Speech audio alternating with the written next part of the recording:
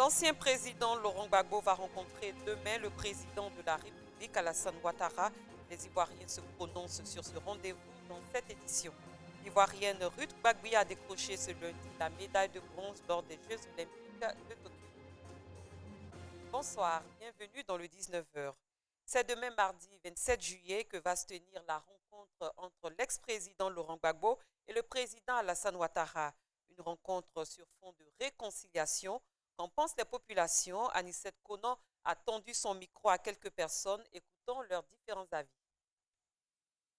L'annonce a été faite par le ministre de la Communication et de la Francophonie, porte-parole du gouvernement après le Conseil de ministres du mercredi 21 juillet. La rencontre entre le président de la République Alassane Ouattara et l'ex-président Laurent Gbagbo. Qu'en pensent les populations? La rencontre est bienvenue entre deux grands leaders politiques en Côte d'Ivoire. Certes, l'autre, ça fait 10 ans qu'il n'était pas en Côte d'Ivoire. Dieu merci, il est rentré. Par la grâce de Dieu et par la grâce du chef de l'État, le président Alassane Ouattara. C'est une bonne chose, c'est pour renforcer la réconciliation en Côte d'Ivoire. Je veux qu'ils arrivent à s'entendre, qu'ils s'asseyent, qu'ils parlent sérieusement. Moi, je veux qu'ils n'aient qu'à s'attendre, que tout marche bien, qu'on n'a qu'à de l'avant, on n'a qu'à laisser derrière. Voilà, ce qui est passé, c'est déjà passé. Ils n'ont qu'à s'attendre quand ils sont des frères, ils n'ont qu'à s'attendre. Là, nous aussi, on est à côté, on est tranquille. Il revient et il va rencontrer le président de la République. C'est déjà un signe de réconciliation et aussi c'est une véritable lueur d'espoir pour l'avenir de notre jeunesse. Les Ivoiriens disent attendre beaucoup de cette rencontre entre le président de la République Alassane Ouattara et l'ex-président Laurent Gbagbo, rentré en Côte d'Ivoire le 17 juin dernier. Les imams de la région du Sud Comoé renforcent leur capacité à la mosquée Fatoumata Zaharat d'Aboisseau. Ils ont été instruits sur la manière de prôner la paix et la réconciliation auprès des fidèles. C'est une initiative du Conseil supérieur des imams, des mosquées et des affaires islamiques COSIM. Georgette Idou.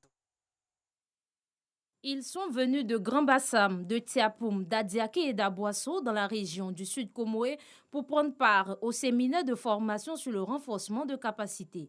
Ces imams et prédicateurs musulmans renforcent leurs capacités afin de prôner la paix et la réconciliation dans la région. C'est l'imam qui doit amener la communauté à comprendre que personne ne peut vivre seul et que nul ne peut aussi avancer sans l'apport et l'aide des autres. Donc ça, c'est le rôle de l'imam. Et c'est important, c'est pourquoi il faut que l'imam se forme, il faut qu'il se recycle toujours pour pouvoir être donc à la hauteur de sa tâche. Nous avons trouvé mieux d'organiser ce séminaire car le monde dépend aujourd'hui de l'organisation. Nous sommes à l'ère numérique.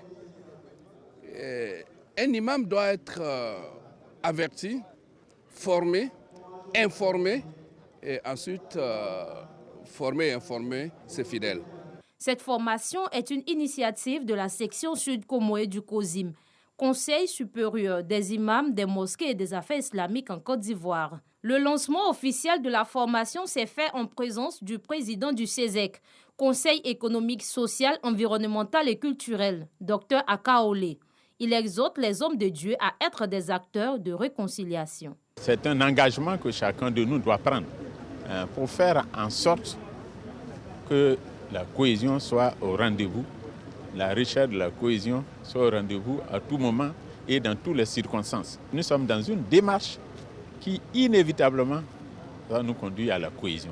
Les participants saluent l'initiative et entendent en faire bon usage. Dès qu'on quitte ici, Inch'Allah, il y aura un grand changement parce que nous allons apprendre beaucoup de choses ici pour qu'on puisse aller enseigner nos fidèles. Nous appelons tout le monde de plus se rassembler pour s'entraider pour la cohésion sociale. Ce séminaire est bienvenu car nous les imams nous avons besoin de formation.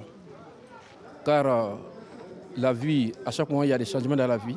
Cette formation de renforcement de capacité des guides religieux de la communauté musulmane du Sud Comoé est à sa 3e édition.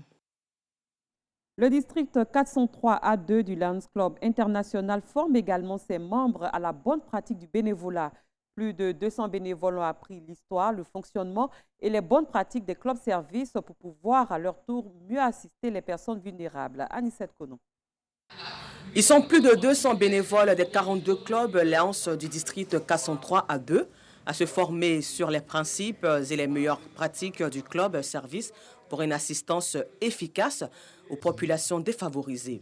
Une mise à niveau en vue d'atteindre les objectifs du Lions Club international dans les 5 axes prioritaires de l'organisation au cours du mandat 2021-2022. En début de mandat, revoir les fondamentaux du Lions Club afin que tous ceux qui vont travailler avec moi cette année et tous ceux pour qui je suis le gouverneur puissent, par ces formations, comprendre le Lions Club et pouvoir aller vers nos objectifs et les atteindre. Nous devons impacter, faire des œuvres avec nos 5 causes mondiales, on va dire le diabète, la faim, l'environnement, le cancer infantile. Le Lions Club District 403A2 entend donc offrir ses services de bienfaisance à plus de 2 millions de personnes vulnérables dans les 4 pays de la sous-région, notamment la Côte d'Ivoire, le Togo, le Bénin, le Libéria et la Sierra Leone. Les domaines d'action, la santé et l'environnement, l'éducation et la lutte contre la famine. Pour les participants, ce renforcement de capacité contribuera donc à la bonne exécution de leur mission. Il est établi, et clairement établi, que c'est grâce à la qualité de notre leadership que notre association fait la différence par rapport aux autres associations de clubs services au monde. Et une telle qualité de leadership ne peut s'obtenir que par la formation. Qu'ils sachent qui nous sommes, ce que nous faisons, comment nous sommes organisés, comment nous le faisons. Le plus important pour nous, Lions, c'est de servir la communauté. C'est d'aider nos contemporains, c'est d'aider nos proches. Et le mieux pour nous, c'est d'avoir une formation de qualité pour pouvoir assister ces personnes-là qui sont dans le besoin et qui ont besoin de nous. Et comme le dit l'un de nos slogans, là où il y a un besoin, il y a forcément un lion. Depuis 1917, date de création du Lions Club international, 200 millions de personnes bénéficient chaque année de l'aide de l'organisation qui revendique à ce jour plus de 48 000 clubs, services repartis dans 210 pays à travers le monde entier. Les vainqueurs de la 4e édition du concours du plus beau bébé ont été récompensés par l'ONG La Joie des Tout-Petits. Les mères ont été encouragées au respect des vaccins de leurs enfants. C'est l'hôpital général de Yopougon qui a accueilli cette cérémonie. Nous restons avec Anicette Kono. Les vainqueurs de la présélection de la 4e édition du concours du bébé le plus choco de Côte d'Ivoire de la commune de Yopougon, primé par l'ONG La Joie des Tout-Petits. L'idée, promouvoir la santé infantile et maternelle en Côte d'Ivoire. Aujourd'hui, nous avons le centre de santé un peu partout en Côte d'Ivoire et nous pouvons accoucher aussi dans le centre de santé qui est gratuit. Donc pourquoi est-ce que ne pas aller dans un centre de santé et rester à la maison, mettre la vie de l'enfant en danger, mettre elle-même sa vie en danger et après accuser certaines personnes du corps médical? Une initiative encouragée par les partenaires de ce concept, de l'ONG La Joie des Tout-Petits. Ils ont exprimé le bien fondé de ce concours. C'est une initiative qui est encouragée parce que mettant l'accent sur la santé de nos bébés, de nos enfants et de leurs mamans. C'est une cérémonie qui est pleine d'essence et cet événement doit être pérennisé. Il faut dire que notre direction, l'une des principales missions de notre direction est de promouvoir la qualité des soins infirmiers et maternels sur toute l'étendue du territoire. Donc, qui dit bébé choco, dit maman choco aussi qui va de pair avec la bonne santé des mamans. Pour les mamans, il faudrait respecter les CPN, au moins 4 CPN qu'on recommande le plus souvent, faire des consultations postnatales et puis respecter le calendrier vaccinal des enfants. Les mères des lauréats sont revenues sur l'importance du respect des vaccins des bébés. Comme message, de dire aux mamans de venir à l'hôpital pour faire leur consultation avant l'accouchement et même après l'accouchement. Et surtout respecter le calendrier de vaccination. On faisait nos visites normalement.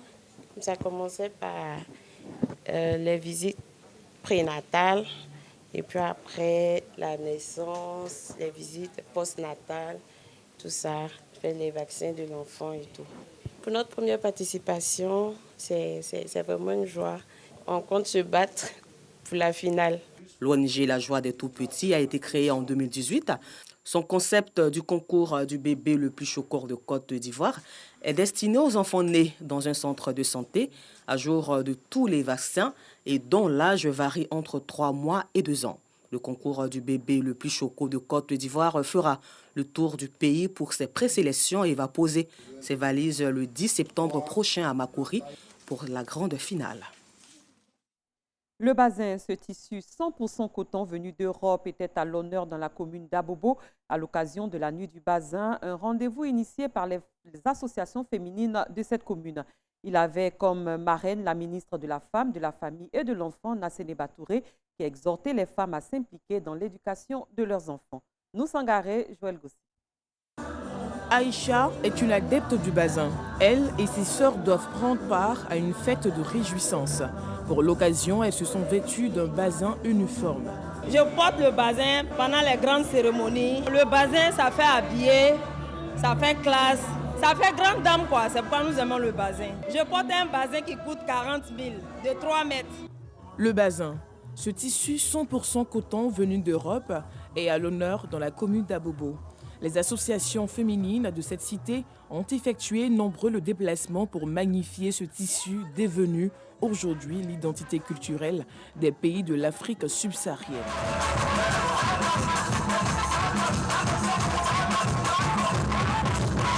Outre les festivités, cette cérémonie était aussi une lucarne de sensibilisation.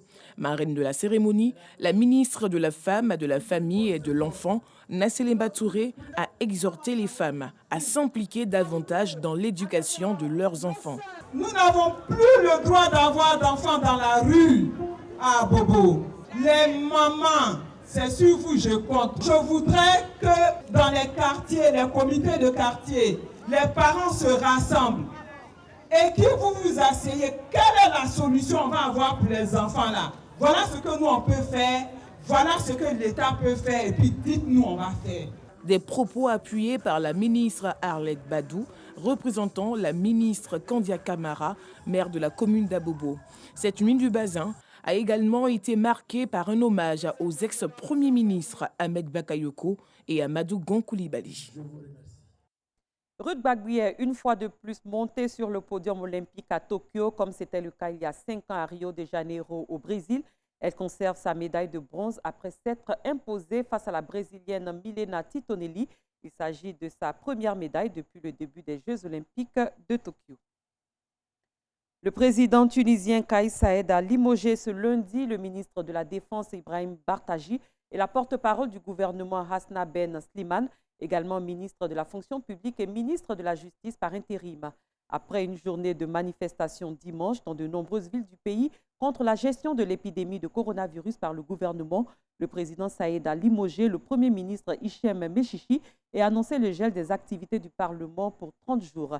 Enada, principal parti au Parlement, a fustigé ces mesures, dénonçant, je cite, un coup d'État contre la révolution et contre la Constitution. Sa feuille de route est claire, lancer des réformes pour sortir le Liban d'une crise socio-économique inédite.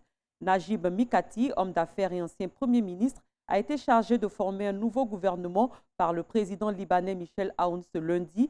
Ses deux prédécesseurs avaient échoué à mettre en place un cabinet censé lancer les réformes nécessaires à la sortie de crise au Liban. Fin de ce journal. Merci de l'avoir suivi. Très bonne soirée. À demain pour une autre édition.